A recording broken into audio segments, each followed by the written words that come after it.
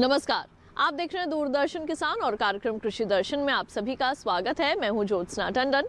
कृषि दर्शन एक ऐसा कार्यक्रम है जिसमें हम आपको कृषि जगत से जुड़ी तमाम जानकारियां देते हैं अपने 3 सेगमेंट्स के जरिए, जो कि है विज्ञान और किसान, कृषि स्टार्टअप और फार्मिंग इंडिया। इन तीनों ही सेगमेंट्स में होती हैं कुछ ऐसी खास जानकारियां जो कि आपके लिए काफी लाभकारी साबित हो सकती हैं। तो आइए अपने आज के कृषि दर्शन कार्यक्रम की शुरुआत करते हैं।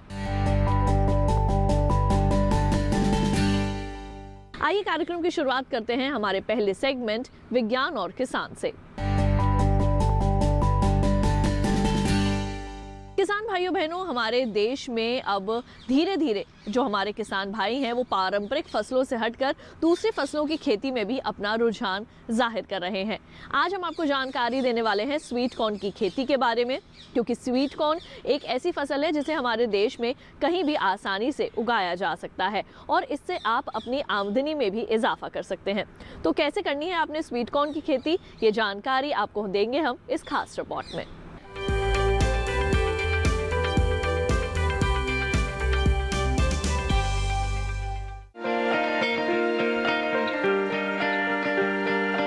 स्वीट कॉर्न अलग से कोई फसल नहीं है, बल्कि ये मक्का ही है। हालांकि इसकी किस्में आम मक्का से अलग होती हैं। आमतौर पर मक्का की कटाई तब की जाती है जब दाने पककर कड़े हो जाते हैं। लेकिन अगर मक्का के भुट्टों को पकने से पहले ही दूधिया अवस्था में तोड़ लिया जाए तो उसे स्वीट कॉर्न कहते हैं। ये ऐसी अवस्था है जिसमें भुट्टे का उपयोग दानों के रूप में नहीं बल्कि सब्जी के तौर पर होता है। स्वीट कॉर्न में पके दानों के मुकाबले ज्यादा मिठास होती है, इसीलिए इसे स्वीट कॉर्न या शुगर कॉर्न कहा जाता है। स्वीट कॉर्न का स्वाद देश के बहुत से हिस्सों में काफी पसंद किया जा रहा है। यही वजह है कि इसकी मांग बढ़ने लगी है। खास तौर से इसका सूप काफी स्वादिष्ट होता है। बड़े बड़े होटल अपने ग्राहकों को ये सूप परोस रहे हैं। इसके अलावा इससे स्वीट कॉर्न केक और स्वीट कॉर्न क्रीम स्टाइल भी बनता है। अंतर्राष्ट्रीय बाजार में भी स्वीट कॉर्न की अच्छी मांग है। यही वजह है कि भारत से इसका निर्यात हो रहा है। अगर आपका गांव शहर के आसपास है तो एक बार स्वीट कॉर्न की खेती जरूर आजमा कर देखिए। क्योंकि स्वीट कॉर्न को पकने से पहले ही तोड़ लिया जाता है, इसीलिए इससे कम समय में ही अच्छी कमाई हो जाती है। जिस खेत में आप इसे लगा रहे हैं उसमें जल निकासी की उचित व्यवस्था होनी चाहिए। किस्म का चुनाव सोच समझ कर करें और कृषि वैज्ञानिकों की सलाह जरूर ले लें। वो आपको ऐसी किस्मों के बारे में बताएंगे जो आपके इलाके की जलवायु के अनुकूल हो।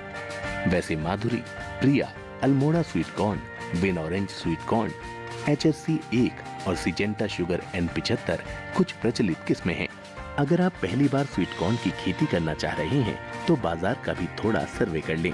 स्वीट कॉर्न को रबी और खरीफ दोनों मौसमों में उगाया जा सकता है। उत्तर भारत की ही बात करें तो खरीफ के मौसम में जून से जुलाई के बीच इसे बोते हैं, जबकि रबी में अक्टूबर नवंबर का मौसम बुआई के लिए उपयुक्त है। प्रायद्वीपीय भारत में तो इसे साल भर उगाया जा सकता है। सर्दियों में सह फसल के तौर पर गेंदा, ग्लेडियोलस और मसाले इसके साथ बोए जा सकते हैं। इनके अलावा मटर, पालक, गोभी और धनिया भी स्वीट कॉर्न के साथ ही बोया जा सकता है।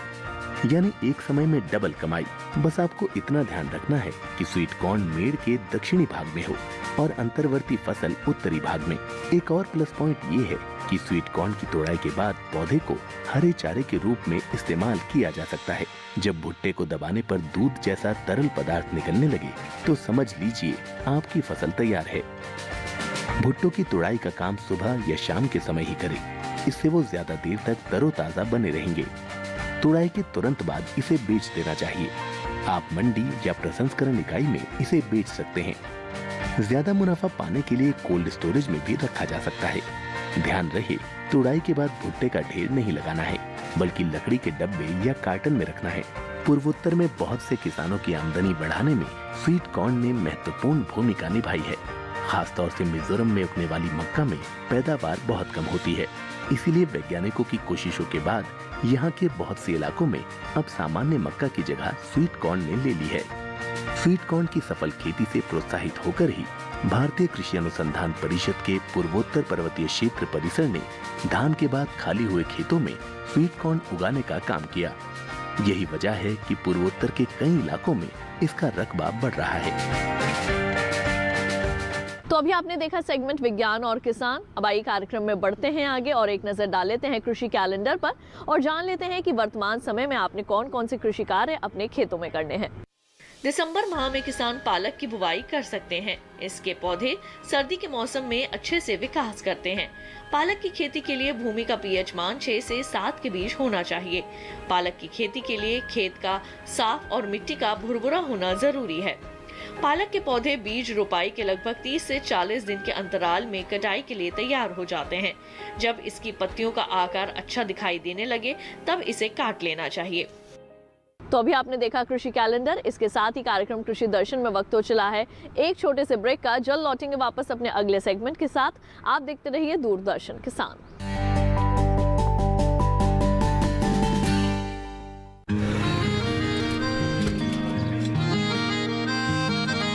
क्या बात है भाई, आजकल तो काफी खुश नजर आ रहे हो। क्यों ना हो, अब मैं ऑर्गेनिक खेती जो कर रहा हूँ ये पूरा प्राकृतिक है, ऑर्गेनिक है। इसमें हमारे खेत, हमारी फसल और हमारी जेब सब फायदे में होते हैं और इसमें लागत भी कम है। जी हाँ, आप भी ऑर्गेनिक खाद का प्रयोग करें, अपनी फसल और मिट्टी को तंदुरुस्त बनाएं और आपकी आमदनी में इजाफा करें। अधिक जानकारी के लिए किसान call centre toll free number 1800-180-1551 पर कॉल करें और लॉग ऑन करें kisan.gov.in और farmer.gov.in। कृषि और किसान कल्याण मंत्रालय द्वारा किसान हित में जारी।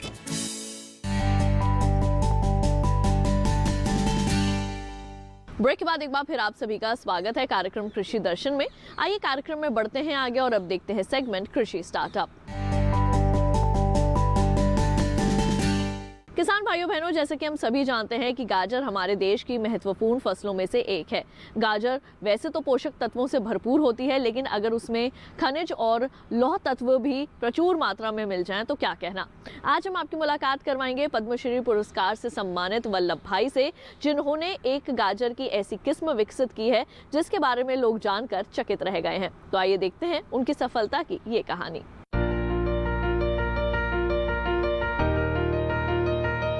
गुजरात के जूनागढ़ जिले के खमदरोल गांव के 95 वर्षीय वल्लभ भाई वसरम भाई मारवानिया ने गाजर की एक बायो फोर्टिफाइड किस्म मधुवन गाजर को विकसित किया है।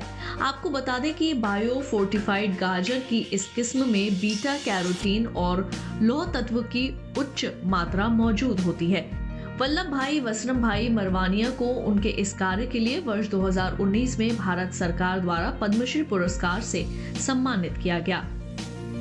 वर्ष 1943 में वल्लभ भाई वासरा भाई मरवानिया जब लगभग 13 वर्ष के थे, तब उन्होंने अपने 5 एकड़ खेत में अपने पिता की मदद करने के लिए 5वीं कक्षा के बाद शिक्षा छोड़ दी। उन्होंने अपने पिता की खेती में मदद करनी शुरू की।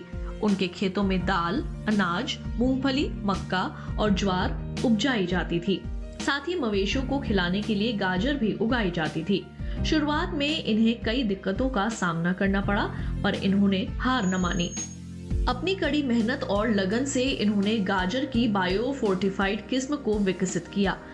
वल्लभ भाई की इस खोज से इस क्षेत्र के 150 से अधिक किसानों को लाभ मिला है। जूनागढ़ के 200 हेक्टेयर से अधिक क्षेत्र में इसकी खेती की गई है। इसकी औसत पैदावार 40 से 50 टन प्रति हेक्टेयर है। स्थानीय किसानों के लिए ये आमदनी का प्रमुख स्रोत बन गया है। पिछले 3 वर्षों के दौरान गुजरात, महाराष्ट्र, राजस्थान, पश्चिम बंगाल और उत्तर प्रदेश के लगभग 1000 हेक्टेयर में मधुवन गाजर की खेती की जा रही है। बायो फोर्टिफाइड किस्म मधुवन गाजर गुणों से भरपूर है। इसका इस्तेमाल दूध की गुणवत्ता में सुधार के लिए पशुओं के चारे के रूप में किया जाता है। वल्लभ भाई ने इस उपजाति की कृषि के साथ साथ संरक्षण एवं विकास का कार्य करना शुरू किया। इस किस्म के विकास के शुरुआती वर्षों के दौरान इन्होंने बीज उत्पादन के लिए सबसे अच्छे पौधों को चुना और घरेलू खपत तथा विपणन को ध्यान में रखते हुए एक छोटे से क्षेत्र में इसकी खेती की। मांग बढ़ने पर 1950 के दशक में इन्होंने इसकी खेती बड़े पैमाने पर करनी शुरू की। उन्नत किस्मों का चुनाव बीजों के रूप में किया। उन्होंने अपने गांव और आसपास के गांव में बीजों का वितरण किया। इसके बाद इन्होंने व्यापक पैमाने पर बीजों की बिक्री करनी शुरू की।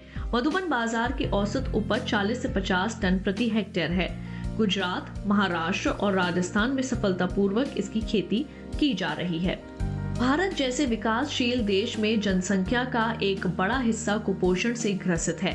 साथ ही भारत की महिलाओं में आयरन की कमी से अनीमिया रोग आम है। ऐसे में गाजर की ये किस्म काफी लाभदायक हो सकती है। ये प्रजाति भारत के राष्ट्रीय पोषण नीति के संकल्पना की दिशा में 2022 तक पोषण मुक्त भारत के लक्ष्य को हासिल करने में अहम भूमिका निभा सकती है। यही कारण है कि सरकार ने वल्लभ भाई वासराभाई मरवानिया के इस कार्य की सराहना की। तो अभी आपने देखा सेगमेंट कृषि स्टार्टअप। आइए कार्यक्रम कृषि दर्शन में बढ़ते हैं आगे और अब समय हो चुका है शामिल करने का हमारे किसान भाइयों के कृषि से जुड़े सवाल और कृषि वैज्ञानिकों के जवाब। पहला प्रश्न ले लेते हैं दीपक गोस्वामी जी का, जो कि अमरोहा उत्तर प्रदेश से पूछ रहे हैं। गेहूं में सल्फर के छिड़काव की जानकारी। देखिए, अगर गेहूं की फसल में सल्फर का स्प्रे करना है तो आपको ये पता होना चाहिए कि उसमें यदि कमी हो तभी आप स्प्रे करें, अन्यथा ना करें। यदि मिट्टी की आपने जांच करवाई है या फसल में ऐसे लक्षण हैं कि सल्फर की कमी है तो फेरस सल्फेट या जिंक सल्फेट का जो घोल है उसका 0.5% के घोल का स्प्रे आप कर सकते हैं। लेकिन ध्यान रखिए कि उसमें 3% यूरिया का जो घोल है वो भी मिला लें, उससे यूरिया की भी आपूर्ति होगी और इसका जो असर है वो भी अच्छा रहेगा। कार्यक्रम कृषि दर्शन में वक्त हो चला है एक और छोटे से ब्रेक का। जल्द लौटेंगे वापस अपने अगले सेगमेंट फार्मिंग इंडिया के साथ। आप देखते रहिए दूरदर्शन के साथ।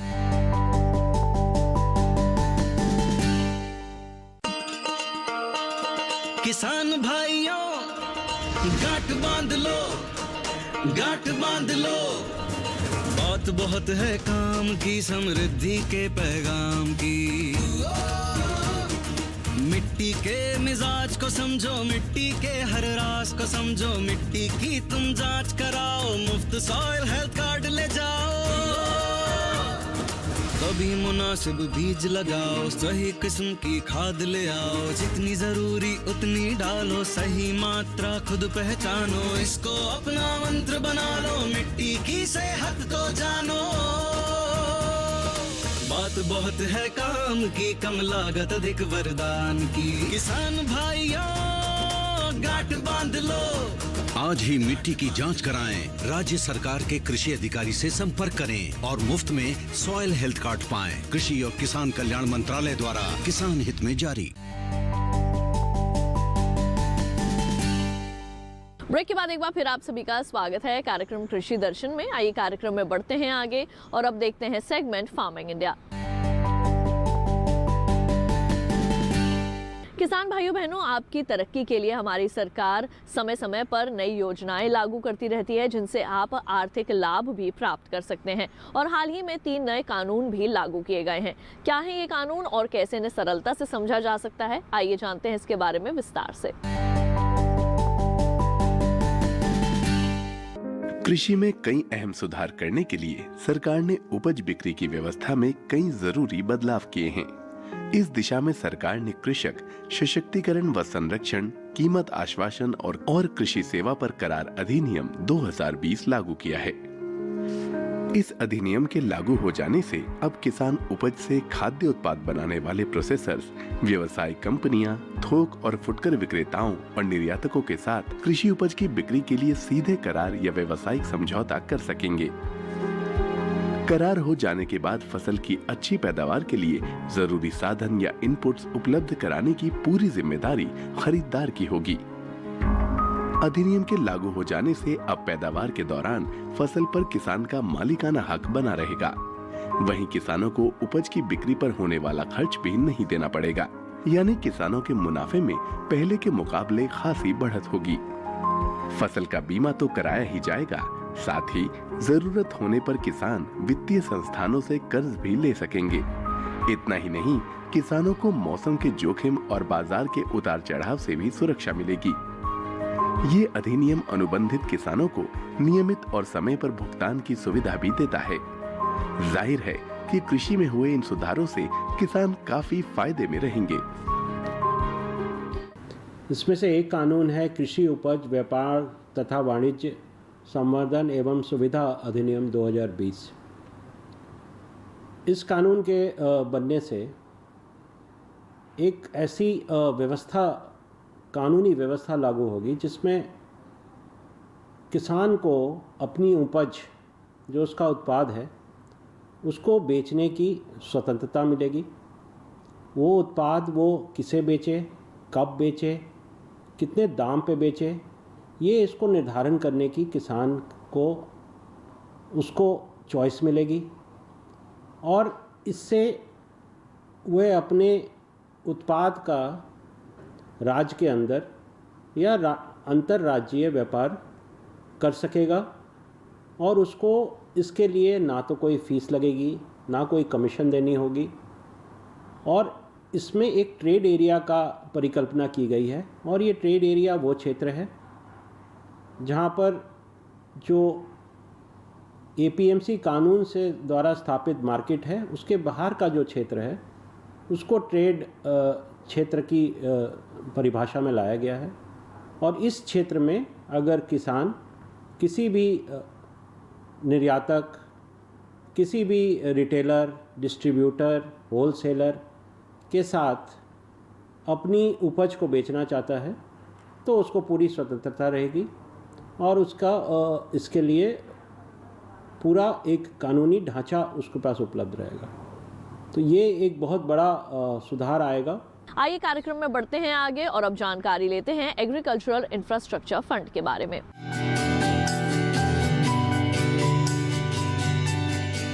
कृषि क्षेत्र के लिए अवसंरचना यानी बुनियादी ढांचा बहुत ही महत्वपूर्ण है। आंकड़े बताते हैं 15 से 20% उपज खरीदार तक पहुंचने से पहले ही बर्बाद हो जाती है। बर्बादी के बड़े कारणों में भंडारण की सही व्यवस्था का अभाव और प्रसंस्करण इकाइयों की कमी है। कृषि अवसंरचना जितनी मजबूत होगी, बर्बादी उतनी ही कम होगी। 1 लाख करोड़ की धनराशि ग्रामीण क्षेत्रों में भंडार गृहों, शीत गृहों, पैक हाउस के निर्माण और उनके विकास के अलावा बाजार व्यवस्था को दुरुस्त करने पर खर्च होगी। इसके साथ साथ प्रसंस्करण इकाइयां, निजी उद्यम, किसान उत्पादक संगठन और प्राथमिक कृषि ऋण समितियां, विपणन सहकारी समितियां भी इसका लाभ ले सकती हैं। साथ ही संयुक्त देयता समूह, बहुउद्देशीय सहकारी समितियां, कृषि उद्यमी, स्टार्टअप और संग्रहित अवसंरचना प्रदाता भी इसके हकदार होंगे। केंद्रीय एजेंसियां, राज्य एजेंसियां या स्थानीय निकायों की ओर से प्रायोजित सार्वजनिक निजी भागीदारी परियोजनाएं भी इस योजना का हिस्सा बन सकती हैं। कृषि अवसंरचना कोष असल में मध्यम या लंबी अवधि के ऋण की सुविधा प्रदान करता है। खास बात यह है कि सभी तरह के ऋणों में हर साल 2 करोड़ रुपए की सीमा तक ब्याज में 3% की छूट दी जाएगी। ये छूट अधिकतम 7 साल के लिए होगी। इसके अलावा 2 करोड़ रुपए तक के ऋण के लिए क्रेडिट गारंटी कवरेज भी उपलब्ध होगा। पुनर्भुगतान के लिए ऋण स्थगन कम से कम 6 महीने और ज्यादा से ज्यादा 2 साल के लिए हो सकता है। विशेषज्ञों का कहना है कि खेती और कृषि प्रसंस्करण आधारित गतिविधियों के लिए औपचारिक ऋण सुविधा ग्रामीण इलाकों में रोजगार के कई अवसर उत्पन्न करेगी। आइए कार्यक्रम कृषि दर्शन में बढ़ते हैं आगे और आपको कुछ और रोचक जानकारियां देते हैं और एक नजर डाल लेते हैं कैसा रहने वाला है देश भर के मौसम का हाल। गुरुवार को जम्मू कश्मीर और लद्दाख में कहीं कहीं बारिश की संभावना है। बुधवार और गुरुवार को तमिलनाडु और पांडिचेरी में कहीं कहीं बरसेंगे बादल। 2 दिन दक्षिणी कर्नाटक के भीतरी इलाकों में कहीं कहीं बरसात के आसार। बुधवार और गुरुवार को केरल में इक्का दुक्का जगह बारिश का अंदेशा है। 2 दिन अंडमान और निकोबार द्वीप समूह में कहीं कहीं बारिश का अनुमान है। बुधवार और गुरुवार को लक्षद्वीप के कई इलाकों में बारिश की उम्मीद है। और अब आइए एक नजर डाल लेते हैं देश भर की मंडियों के हाल पर। गुजरात की मंडियों में गेहूं का भाव धरोल में 1415 से 1605 रुपए प्रति क्विंटल रहा। मेघराज में गेहूं का भाव 1500 से 1725 रुपए प्रति क्विंटल रहा। जम्बूसर में 1700 से 1900 रुपए प्रति क्विंटल रहा। उत्तर प्रदेश की मंडियों की बात करें तो अलीगढ़ में 1600 से 1640 रुपए प्रति क्विंटल रहा। बस्ती में 1670 से 1780 रुपए प्रति क्विंटल रहा। गोंडा में 1710 से 1750 और हाथरस में 1580 से 1650 रुपए प्रति क्विंटल रहा। किसान भाइयों बहनों, अब एक ऐप ऐसी भी लॉन्च की गई है जिसमें आप गेहूं से संबंधित तमाम जानकारियां हासिल कर सकते हैं और इसका नाम है गेहूं डॉक्टर ऐप। किस तरह से आपने इस ऐप को डाउनलोड करना है और कैसे आप इससे लाभ प्राप्त कर सकते हैं, आइए इसके बारे में विस्तार से जानकारी लें। गेहूं डॉक्टर मोबाइल ऐप भारतीय गेहूं और जौ अनुसंधान द्वारा विकसित एक एंड्रॉइड एप्लीकेशन है। ऐप में जानकारी के लिए हिंदी भाषा का उपयोग किया जाता है ताकि किसान भाइयों बहनों को अधिकतम लाभ मिल सके। मुख्य रूप से गेहूं की बीमारियों, कीड़ों और किसी भी क्षेत्र की मुख्य बीमारियों, किसी क्षेत्र की रोग प्रतिरोधक किस्में, IPM रणनीतियों और फसल कटाई के बाद के भंडारण प्रबंधन के बारे में जानकारी प्रदान करता है। मोबाइल ऐप के माध्यम से किसान अपनी फसल की बेहतर देखभाल कर सकते हैं और उसमें होने वाले रोगों, कीड़ों की पहचान कर सकते हैं। किसान बीमारी और कीट को नियंत्रित करने के लिए उचित तरीका अपना सकते हैं। गेहूं डॉक्टर मोबाइल ऐप किसानों को उनकी फसल उत्पादकता बढ़ाने में मदद करता है। ऐप मुख्य हानिकारक कीड़ों के बारे में उनकी तस्वीरों के साथ जानकारी प्रदान करता है ताकि किसान उन्हें आसानी से पहचान सके। गेहूं की कटाई के बाद फसल के भंडारण के दौरान सुरक्षित भंडारण और कीट प्रबंधन की भी जानकारी देता है। तो चलते चलते आइए नजर डालते हैं ट्विटर प्लेट पर और आज हम आपको ये बताएंगे कि भारत देश में हल्दी का क्या महत्व है।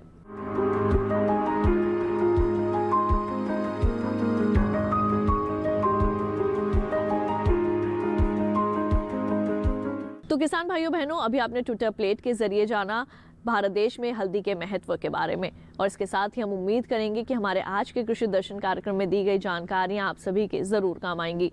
कृषि दर्शन आपका अपना कार्यक्रम है। इस कार्यक्रम के लिए अगर आप अपने कोई सुझाव देना चाहते हैं तो हमें पत्र लिख सकते हैं। हमारा पता है कृषि दर्शन, कमरा नंबर 58, CPC दूरदर्शन, खिलगांव, नई दिल्ली 110049। अगर आप हमें ईमेल करना चाहते हैं तो हमारा ईमेल ID है nationalkrushidarshan@gmail.com। तो आज के कृषि दर्शन कार्यक्रम के इस अंक में बस इतना ही। अगली बार फिर आप सभी से होगी मुलाकात। तब तक के लिए मुझे दीजिए इजाजत और आप देखते रहिए दूरदर्शन किसान। नमस्कार।